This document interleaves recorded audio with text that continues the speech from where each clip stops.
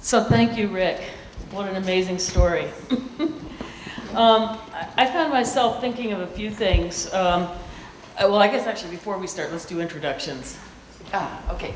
I'm Ann Thomas Donaghy, Lowell's granddaughter.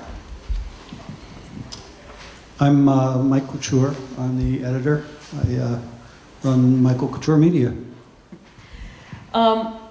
I guess as I was watching this, one of the things that I thought about is how telling the story of an individual like Lowell Thomas can tell us so much also just about the 20th century and the evolution of what we know today as news media, and how it was really sort of a very different world. I thought I'd kick this conversation off with a question and then open up the floor to the audience, but allow you guys to talk and whatnot. But I guess one question I found myself asking as we were going through, as I was watching this today, was what was the biggest lesson you learned through working on Lowell Thomas's material? I don't know. I think one of the things was what an adventurous time we had making the film.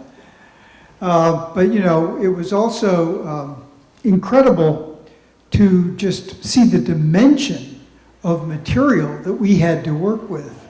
I mean, it kept unfolding, and we kept finding new material, new films, new things in the collection. So I have to take my hat off to the archives at Marist College, where they have really collected all of Lowell's material. We really just scratched the surface from what's available. It's true. Marist in Poughkeepsie, New York, has done an amazing job of collecting, preserving, making it available to the public also. They're putting more and more online. So you can even, I'm not sure if you can yet, but you will soon if you can't yet, get audio recordings. For instance, the tapes that they made on the trail to Tibet. You'll be able to get those online. I was just thinking though, my father passed away in October of 2016, and so I was going through all my father's papers and came across a trunk full of letters from my grandfather, from Lowell when he was courting Fran. And Mitch had just finished writing the book. In fact, I think the book had been published at that point, and Mitch said, "Oh no."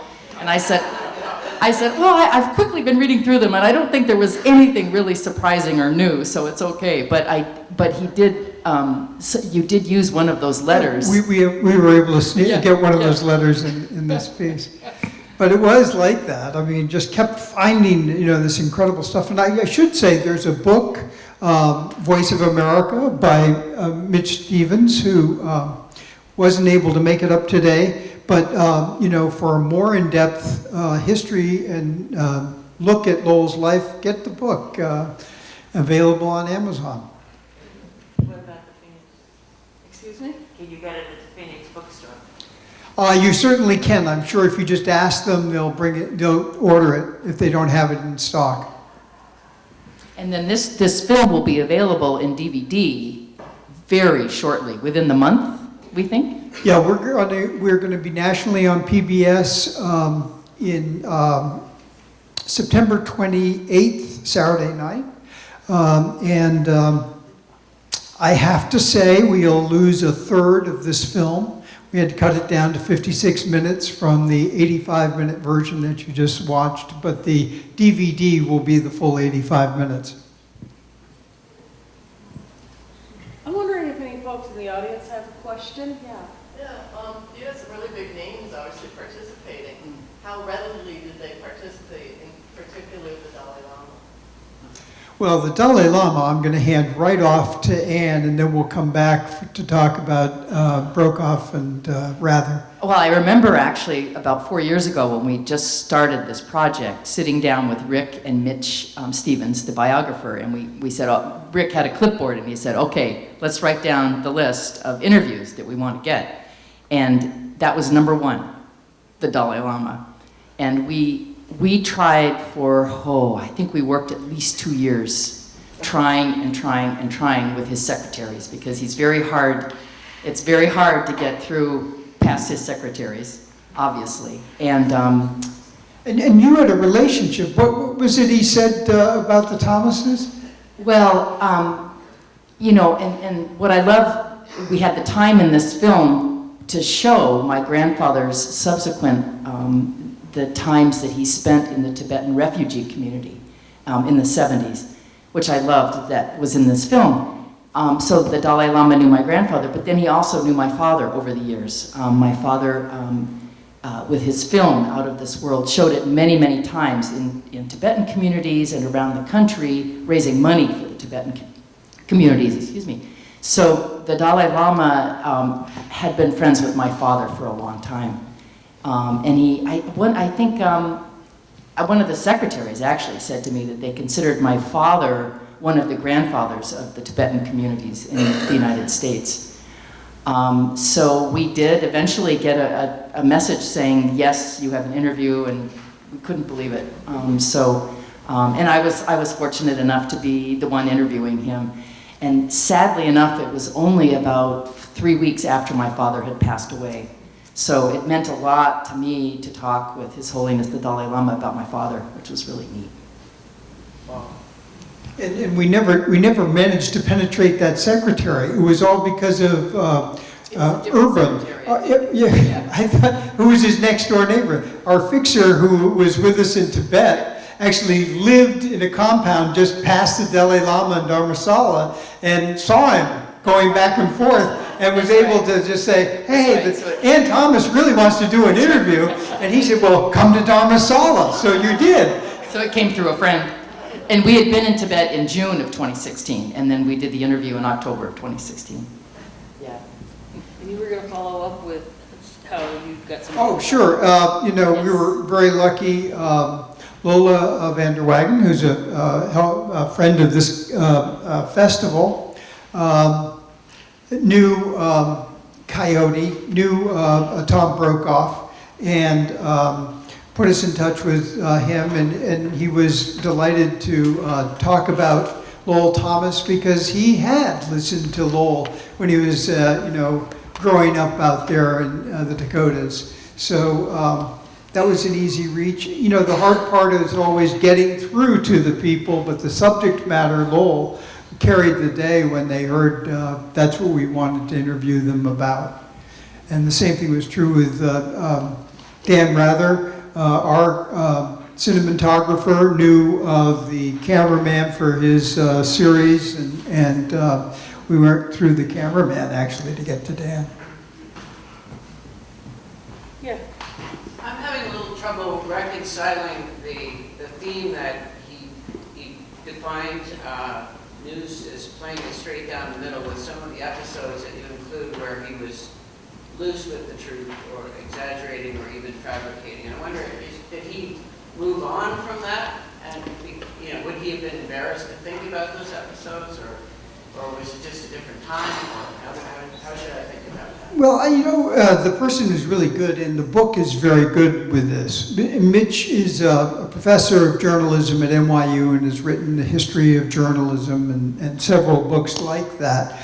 And we really searched for a point where he exaggerated or misled people on the air, and we couldn't find it.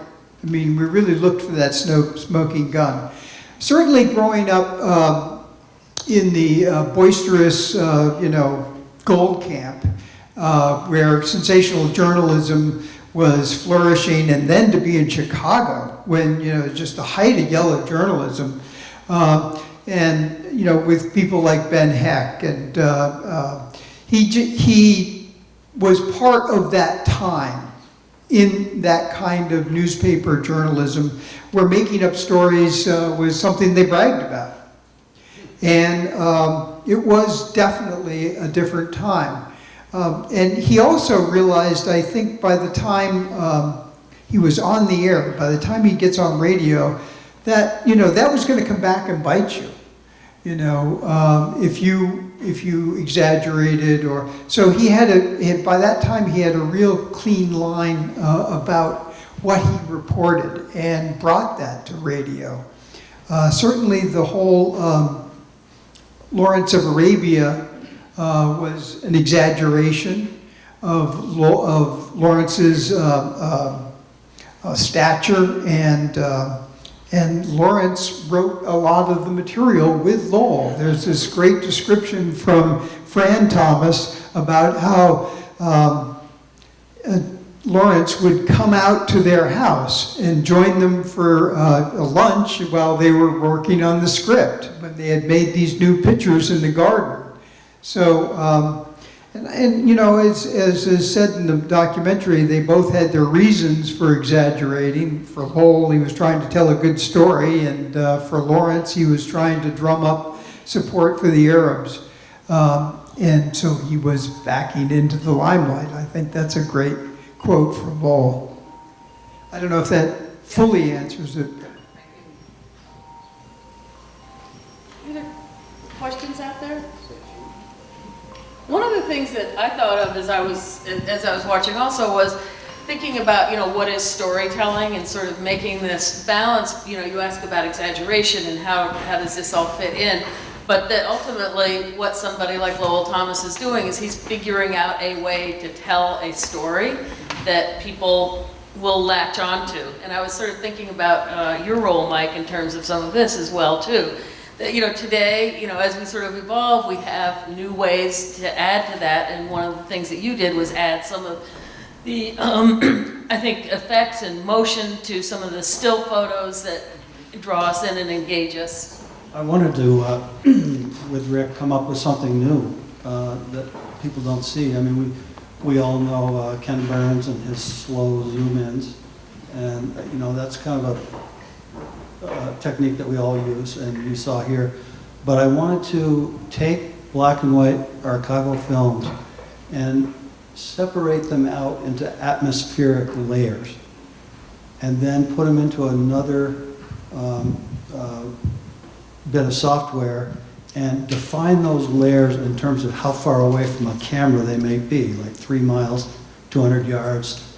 And then I move a camera in the software, and of course the layers, the layers move like you saw, and the problem is when you move the camera, parts of each layer don't exist. So what I had to do is go in and paint the layers that didn't exist, and so that's where you get the 3D. In particular, the mining guys. The guys are standing there, and there's buildings, and then there's a hill behind, and then there's mountains, and it just, you know, it just moves in 3D. I loved him saying to me one morning, "Hey, did you like the people I put down on the beach there in that art?" Yeah, I mean, you had to fill stuff in. I mean, there was half a person there, so I might as well fill in a couple more people while I was at it. So maybe all storytelling involves some embellishment. And maybe that's not bad. I don't know, but I think it really is a question that we ask ourselves, yeah. And I just think of you growing up in that atmosphere, in that world, where, you know, sort of that inspiration must, you know, I can imagine it being sort of a fantastic. I was really fortunate, yes. Yeah, yes. Yeah. Are there any other questions out there? If not, what I'd like to do is invite all the folks up here, if they have any closing things to say that, and also to invite you to come and talk to each of them individually if you feel like it. Yeah, I just want to thank you for coming. You know, and we just are delighted to share this story, and I think it's important to understand where mainstream media came from, and how we all did share the same facts, and how it kind of galvanized us, it provided more of a sense of community and less division. As an editor, I was just blown away by the amount of material that was available. It was and sometimes overwhelming to pick and choose the images that we wanted. But as an editor, that doesn't usually happen. Usually you have to come up with stuff that, you know, isn't real. But this, I said before, we just scratched the surface. And thank you for coming. And to me, it's also wonderful to be here because Lowell loved Vermont. particularly Stowe. So this is fitting. Thanks.